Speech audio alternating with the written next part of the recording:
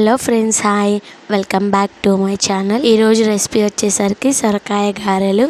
ఈ సొరకాయ గారెల్ని ఎంతో టేస్టీగా ఎలా తయారు చేయాలో చూసేద్దాం. మరి ఈ ప్రాసెస్లోకి వెళ్ళిపోదామా? ఫస్ట్ అయితే మనం ఒక లేత సొరకాయని తీసుకుందాం. దాన్ని నీట్గా వాష్ చేసుకొని తురుము పెట్టుకుందాం. 1 కప్పు సొరకాయ తురుముకి 1 కప్పు బియ్యం పిండిని తీసుకుందాం.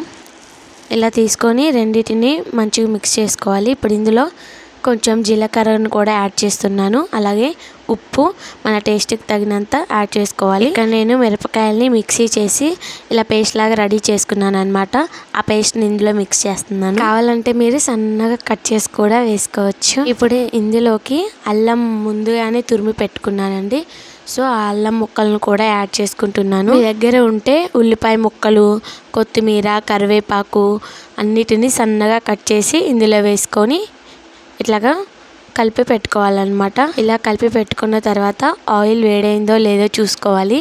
సో ఆయిల్ వేడైన తర్వాత ఇలా ఒక పాలిథీన్ కవర్ మీద మనకు ఏ సైజ్ కావాలో ఆ సైజులో ఇలా ప్రిపేర్ చేసుకొని స్లోగా ఆయిల్లో వదులుకోండి. వీటిని 2 వైపులకు తిప్పుకుంటూ గోల్డెన్ బ్రౌన్ కలర్ వచ్చే వరకు వీటిని మనం డీప్ ఫ్రై చేసుకోవాలి. టేస్ట్ అయితే చాలా బాగుంటాయండి. ఒకసారి మీరు కూడా ట్రై చేసేయండి. ఈ సొరకాయ గారెల్ని మీరు ఒక్కసారి తినాలంటే మళ్ళీ ట్రై చేస్తారు.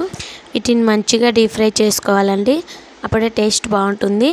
ఇవి డీప్ ఫ్రై చేసుకున్న తర్వాత మనం ఒక ప్లేట్లోకి సర్వింగ్ బౌల్లోకి సర్వ్ చేసుకోవాలన్నమాట. సో చూడండి ఎంత బాగా కుదిరినాయో కదా. సో మీరు కూడా ఒకసారి ట్రై చేసేయండి. అలాగే మిగిలిన పిండితో నేను మళ్ళీ ప్రిపేర్ చేస్తున్నాను. ఇగో చూడండి ఎంత బాగా వచ్చాయి. మీరు కూడా ఒకసారి ట్రై చేసి ఎలా కుదిరాయో కామెంట్ చేయండి. కామెంట్ చేయటం మాత్రం మర్చిపోకండి. అలాగే మన ఛానల్ని కొత్తగా చూస్తున్న వాళ్ళు ప్లీజ్ సబ్స్క్రైబ్ చేసుకోండి. మీ ఫ్రెండ్స్ అండ్ ఫ్యామిలీకి మన వీడియోని షేర్ చేయండి.